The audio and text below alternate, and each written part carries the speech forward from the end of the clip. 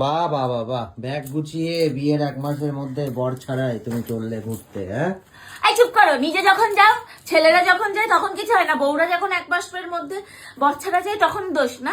তো এই দেখো বাক্স গুছিয়ে নিয়েছি, আমার ব্যাগ গুছিয়ে নিয়েছি, এখন যাচ্ছি হচ্ছে মাসি বাড়ি। কাল যেহেতু মাঘী পূর্ণিমা উপলক্ষে হচ্ছে মাসি বাড়িতে গোপালের জন্মদিন হবে, তো সেই জন্য জন্মদিন বলছি, গোপালের পুজো হবে। আগের বছর গোপাল প্রতিষ্ঠা হয়েছিল এই দিনে মাসি বাড়িতে, তো কালও আবার মাসি বাড়ি পুজো হবে মাঘী পূর্ণিমা উপলক্ষে। আমি, দিদি, টুনটুনি আজকে চলে যাচ্ছি, স্বর্ণ, আমার বাবা, মা, বাকিরা সব যাবে কালকে সকালে। স্বর্ণকে আমি বললাম ওর যেহেতু কাজ রয়েছে আজকে আর যাচ্ছে না।